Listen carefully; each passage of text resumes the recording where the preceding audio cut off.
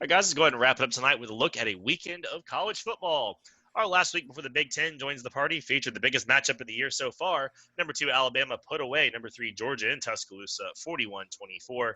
The Alabama defense struggled some out of the gate as Georgia kept pace in the first half, but Bama's onslaught of Najee Harris, Devontae Smith, and Jalen Waddle was too much once the Alabama defense joined the party.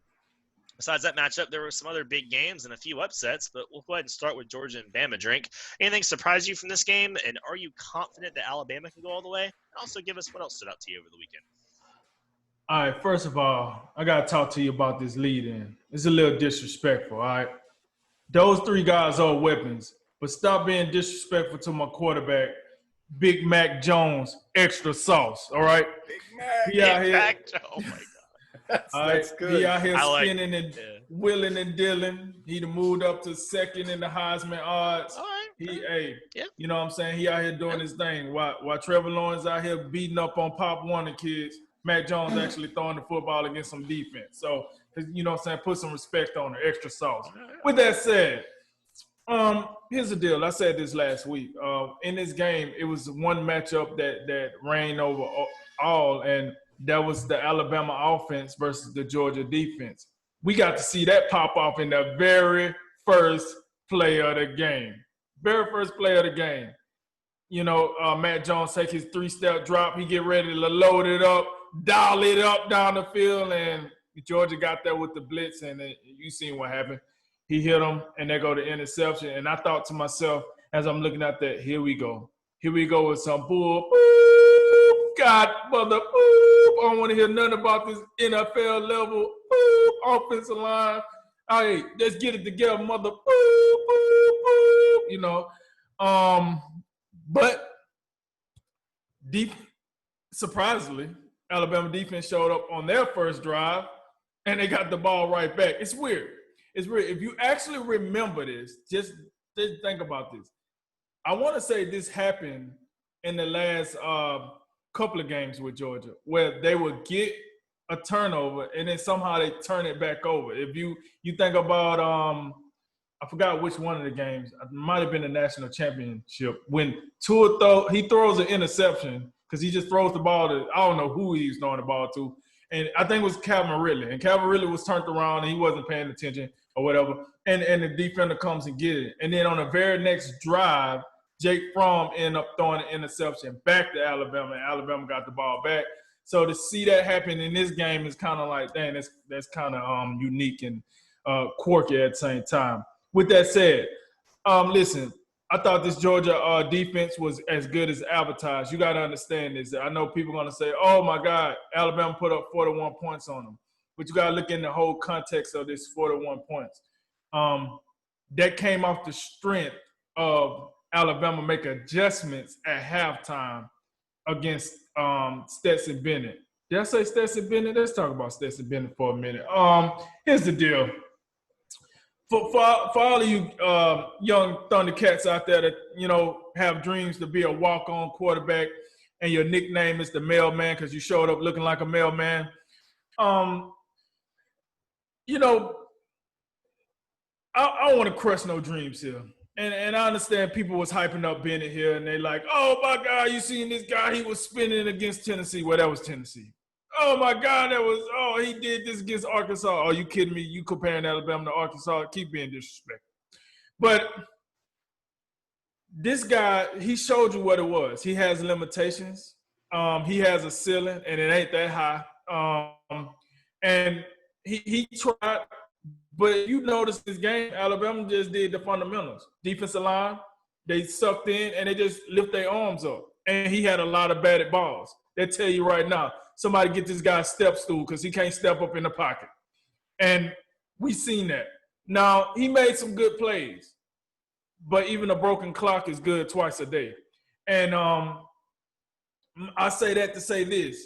Yeah, this guy can make some plays, but he ain't winning you nothing significant. That guy ain't – you might struggle to beat Florida with this guy. I'm just telling you right now. And mark my words, if this guy don't get better, you might lose to Kentucky too. Kentucky is bringing smoke defense out of the ball. Their offense just not all that good, but the defense playing some ball. So with that said, this guy ain't gonna get it done. They might want to go ahead and dial up JT Daniels. I'm hearing people say, well, DJ Mathis, he might could come in what league? It's sure not the SEC. I don't know what he ain't coming. In what league is he coming in? So I don't know, but I don't want to see that guy again. So if JT Daniels is healthy, maybe he could come in. But back to the future of Alabama. Here's the deal. 4 games in, we only playing 10 games this season. Alabama's not going to play another defense as good as Georgia. That's bar none. I looked at the schedule. I penciled it in. They're not going to play another defense. They might play some other offenses that's better than Georgia, but they won't play another team that's defensively better than Georgia. Georgia showed why they was considered the best defense in the nation. The crazy thing about all of this, as hyped as I am about the fact we won this big showdown, the problem is Alabama can play Georgia again this year in the SEC championship. So it's not over and done with. This Georgia might as well run the table for the rest of the year. Alabama run the table, and then they meet again in Atlanta, and then we'll see what goes there. But as far as a high-quality win go this year, I think this is a reverse from last year where Alabama was playing a bunch of nobodies, a bunch of mouse pads and sticky notes, and then they ran into LSU and we seen what happened. Well, that ain't happening this year. This all SEC schedule is going to force people to put some respect on whoever comes out of the SEC because we ain't playing no cupcakes around here this year, baby. And I think Alabama by far has the best win of any top team. And yeah, Clemson seems to be the most complete team. Did I say Clemson? 73-7, Georgia Tech, scholarship check. I mean, let's be real here. Scholarship check. But hold up. So with that said, I was proud. I was happy. But it's still work to be done. And I'm hoping, listen, Alabama, let's not, get caught up in the trap game here and be so high off this Georgia game that we forget we got Tennessee. Yeah, Tennessee ain't been looking good. Yeah, they got their quarterback out of the recycle bin. I know all that. But listen, let's make sure we put some respect on Tennessee. They still playing pretty good defense. Offense might not be so good, but their defense is still respectable. So let's put some respect on it. And, I leave it there for the offense. I leave it there for that game. Other games that stood out to me, I just mentioned it. But before you do it, let me do it. Florida State out here, for anybody that want to tell me that North Carolina was a contender, look, they got them a piece of that primetime action, and you seen what happened. I seen tomahawks. I seen it all going down, Florida State, they ain't been this happy in quite some time.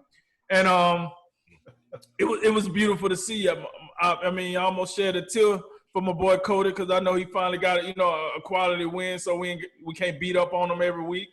So kudos to Florida State. But let me go ahead and roll over here to Auburn. Go out down here and lose to South Carolina. Yeah, Bo Nix. Oh, okay.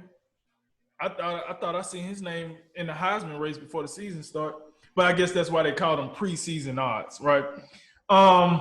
Gus Malzahn, is word on the street is that seat might be getting a little hot, and from what I'm told, you don't even got seat warmers. So with that said, it's looking a little shaky down there in Auburn, Alabama. Bo Nix, I've always considered him as one of the most overrated players in the college football landscape right now, and he's starting to show that.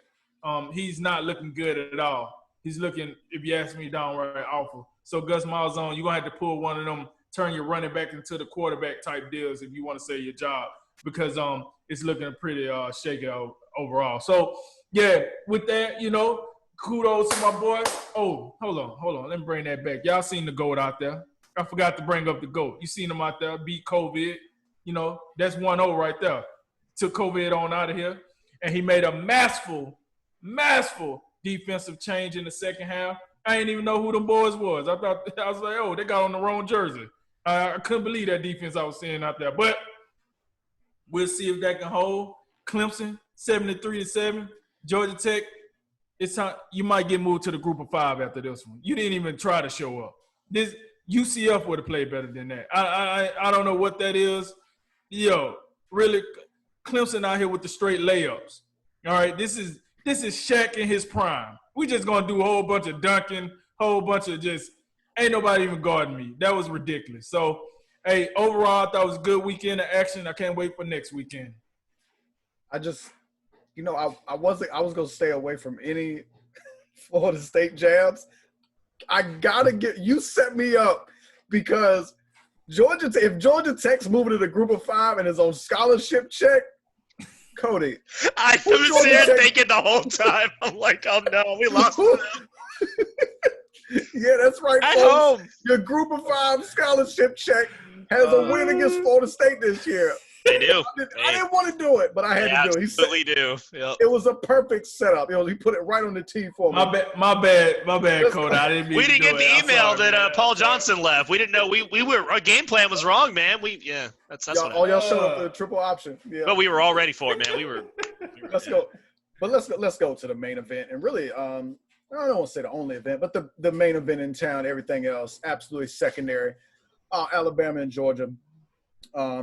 I think Drink said it pretty quickly. Right up front, Mac Jones. I think ever since we saw Mac Jones play last year, we saw him a little bit with when Tua was out. Mac Jones looks good. I don't know how good, and as far as his NFL prospects, but I mean every time I've seen him play, I come away pretty impressed. Even against Auburn last year when they ended up losing, he had a couple really bad interceptions, but for the most part, he was doing his thing out there. And against Auburn's traditionally they play pretty well on the defensive side of the ball. So to see his success and the way he's been playing so far, I think it's been outstanding. The numbers are off the charts with what I'm looking at. And what a luxury to go from Jerry Jeudy and Henry Ruggs and just, here you go. Not a downgrade in sight. Just Devontae Smith and Jalen Waddle. Jalen Waddle's electric. And I always thought last year, I looked at Jeudy first, but for some reason, I came away more impressed with Devontae Smith than Henry Ruggs. And that's not a knock on Henry Ruggs. That just speaks to the talent of these guys as a whole. And then you throw John Mechie in there, who got it started. Yeah, John Mechie. Yeah. So they got a trio of dudes who can absolutely get it done. They're going to be tough to deal with. And then, of course, what are you going to do with this dude, Najee Harris? This dude just gets it done. 5 touchdowns last week and a great performance against Georgia this week. And then in the big picture, as you look, you think about Bama in terms of their national title hopes. I think that second half got to be really encouraging because with explosive and as dominant as they can be offensively, if they defend with any degree of consistency, I think at this point you'd have to look at them as maybe the favorites. That's how I see it right now. And of course, and by the way, speaking of those defensive adjustments, are you saying it was Nick Saban that made those adjustments and not one Pete Golden? Look, Pete Silver, all right, did not make those adjustments. I repeat, Pete Silver did not make those adjustments. Okay, I just want to get that straight because you gave it to Nick. I just want to confirm that with you. As far as the other action that we saw, I think that Clemson win or that Georgia Tech loss, I think that was the most lopsided loss in ACC history. I feel like that's saying something because Clemson been whooping up on fools for a while now. So not one you want. I thought Georgia Tech was on the come up. I don't know what that was though. And coming up, all right. I can breathe. Yeah, it's Auburn. I don't know. The one thing I'm gonna say about Auburn is it seems to me it's Alabama and everybody else in that SEC West. So I think we've seen enough of Gus Malzahn to I think we should maybe don't be so quick as to count him out because it seems like traditionally, like quarterback, I don't know if he's really ever had that elite level dude that you look at and say, oh, that Auburn, you can't stop him. And it seems like every other year he's on the hot seat. So I would just be hesitant to how quickly we go on that. Nope. Okay, Nope. well, I'm gonna give him. Hot I'm gonna seat. give him the. Get out of here. I'm gonna give him. Okay, I'm gonna give him the benefit of the doubt. I think he's gonna get it turned around somewhat.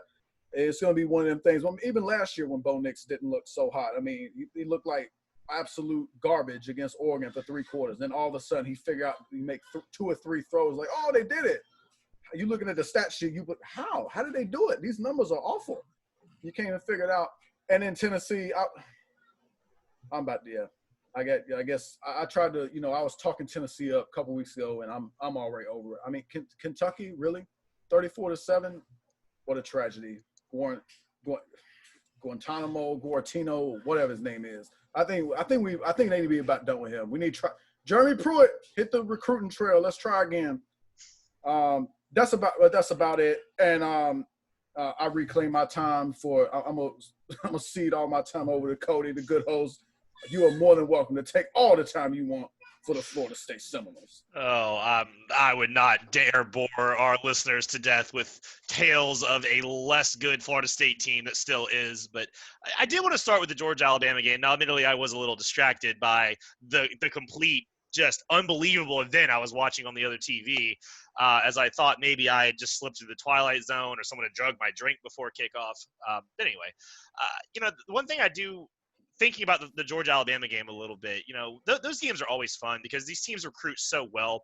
You get to see what is likely several NFL players on both sides of the offensive and defensive lines go at it. And I thought that Georgia not won the battle, but they were competitive in that battle. But does it seem like Georgia's skill position guys just aren't up to par? Like that's not something they've typically, like, they don't recruit these Jalen Waddles and Henry Ruggs type dudes. It doesn't seem like as much, but that's really like becoming an issue. I mean, I know they've had a couple guys like here and there, and I know the running backs. I guess the running backs would be obviously the exception, and they got Dalvin Cook's brother doing some stuff, but it looks like the receivers just really aren't that great. So Stetson Bennett, I'm not really sure what more he could have really. I think he could have played better, but like expecting him to compete with the level of weapons that Alabama has, I mean, Georgia's going to have to win games 24-20. I mean, they can't go score 40, 50 a game. It's just not going to happen. And I think that the difference really was Alabama's skill position really just shone through in that game. But real quick, I had a question for both of y'all. Kirby Smart, right? Real quick, just for the record, he gets a lot of Mark Richt comparisons. After this past season, through 4 seasons fully, Mark Richt was 42-10 with 1 SEC title. Kirby Smart is 43-12 with 1 SEC title. Kirby gets extra games in the playoff, blah, blah, blah. Do we think that Georgia is already thinking? Here's a caveat. I hear this a lot. I already know where you're going with this, right? It's coming up. It's coming up. Big topic. But he got them to a national championship, and that you can ride that wave for about 5-6 good years because it's so hard to get to the national championship, especially in this playoff era. That as long as he keep recruiting at the level that he's doing, and keep Georgia in the SEC championship, and if he makes another playoff or 2, it will keep him there. Now, because you have to ask yourself, how long will Nick Saban hang around? How long will Nick Saban be in the SEC? If Nick Saban retired tomorrow, who will be the favorite? You see what I'm saying? So the problem with Mark Richt was he was running into Nick Saban during his prime, and it was like, yo, this dude ain't going nowhere no time soon. You ain't taking us nowhere anytime soon. And on top of that, he never got Georgia to a national championship. He never beat Alabama at a marquee stage. Yes, I got it. Kirby Smart neither, but Kirby Smart played in the national championship. You got to put some respect on that. And we know, Nick he creeping up. He's creeping up. In age. He's only going to be there for so long. So I think he got a little rope to play with as long as he keep recruiting at the high level that he's recruiting at. I think the biggest thing to always remember about really any coach in the SEC that isn't Nick Saban, and I know there's a whole lot of expectations that come with that. Nick Saban, for the most part, and you can throw kind of last year as kind of an anomaly, but Nick Saban's got that the conference run. Everything goes through Nick Saban. He's kind of got a monopoly on it. So it's always going to be hard, and it's always going to be. It's almost like Bill Belichick in the NFC East. you're fighting uphill from the beginning. I do think, given the expectations at Georgia and what they expect, having the national championship appearance already, I mean, I think that helps. But at some point, I mean, you do get the feeling that, given all the hype, I think Georgia coming into pretty much every season, they got, after Alabama, they're the most hyped SEC team in my mind. And you would think at some point you'd like to beat Bama once. And I don't know, this a third or fourth time maybe that they've met since Kirby Smart left Bama. And you'd like to be able to beat them one time. And speaking of Nick Saban, I don't know how long he's going to be there, but what if he's got, 5 to 10 more years? I'm just throwing out a number. If he's got 5, I don't know how long he's got left. I'm just throwing that number out there. If he's got 5+ more years, Kirby, you got to beat him one time. I think Georgia is going to consider continuing to come up short over and over against Nick Saban. No matter how long he's there, unacceptable. But to that question, so if Georgia is beating everybody else in the conference and they only lose to Alabama, you have to ask yourself, okay, cool. This is kind of like the Jim Harbaugh argument with the Big Ten, all right? Like, he struggled with Michigan State and Penn State, less known Ohio State. If it was one of those things, I would agree. But Georgia really take care of business with everybody else in the conference. Alabama's the only team they're not beating. So do you really want to fire a coach over one team? I got it, Mark Richt, but like I said, he made it to the national championship, and Mark Richt didn't consistently recruit at the level that Kirby Smart recruits at. So sometimes the grass ain't always green on the other side. We'll see, but that's just my 2 cents on it. Yeah, I mean, that's fair. Yeah, this topic's come up in a national conversation again. And I think what it really comes down to is Georgia, again, just has another disappointing – they get up for one of these games, and then they're just deflated again. And Nick Saban, once again, is pulling it away. And, they just – that story repeated itself a lot, like you said, when Mark Richt was there, and just wonder how many more years they're going to put up with it here, especially with the recruits he's getting. You got to think, man, put it together at some point, but – here nor there. So, moving on from that game, obviously, big credit to Alabama. Took care of business. I think they solidified themselves to the 1A to the 1B of Clemson once again. So, for like the 6th straight year, that is the landscape. And it really doesn't feel like there's any team that's close right now to number 3. I mean, number 3 feels like an ocean between 1 and 2. And maybe we'll see if another team can challenge that. Look at the rest of the games of the weekend. Miami bounced back, but that loss in Clemson really takes the wind out of the ACC sails. You got Notre Dame at number 3, but I think we're going to find out Notre Dame is really not all that good, which, no surprise there. I'm it's been not like that sold for on years. Notre Dame. Like y'all said, Mark Stoops. You know who I think number 3? I'm not even – y'all might laugh. I think the number 3 team in the country is Texas A&M. I'm not even bullcrapping. If you actually look at it, that game wasn't as bad with Alabama as it looks on paper. And then you go and see what they did on Florida, and you look at the rest of that top 10. Give me another team outside of Clemson and Alabama that could beat Texas A&M that's in that top 10. Because, we haven't seen Ohio State play yet. We haven't seen them play yet. Really, that's the wild card. And I guess you could say Georgia could also be if Georgia A&M played today, I'd probably pick Georgia, but it'd be close. It'd be a toss-up. But it just feels like Clemson, Alabama again. But I'll take just a minute here. I am going to congratulate my Florida State Seminoles real quick. Job well done. Even though they tried to blow it at the end of that game, I was thinking, man, we're going to rewrite the choke at Doak because we're going to need that phrase from history to come up again. Of course, referencing the '94 game where they rallied back against Florida to tie it up. But here nor there, the biggest thing for Florida State, this is a landmark win for Mike Norvell, obviously.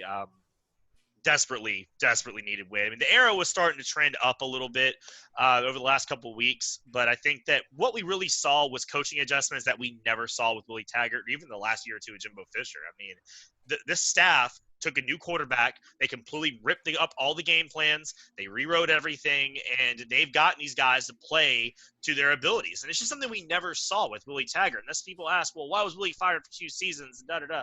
Because they never did something like this. They Willie never got that win that says, oh, okay, this guy can turn it around. After this win, I already feel like Mike Norvell could turn this team around eventually. Not next week, not the end of the season or whatever, but he's already to me proven I'm a good coach. I can game plan. I can adapt. I can overcome. And that's what they did. I think really the coaching is what's turned the team around. So it's good news for that. Although they did really try to blow it at the end of that last drive. let's be real, North Carolina just dropped a bunch of passes and lost because they couldn't just catch a ball that hit them in the hands. But hey, that's how it is, I guess, So yeah, big win there. And yeah, the rest of the action for the weekend was nice, but I'm really looking forward to next weekend, which we'll get into Friday when we get the Big Ten back. So look forward to that.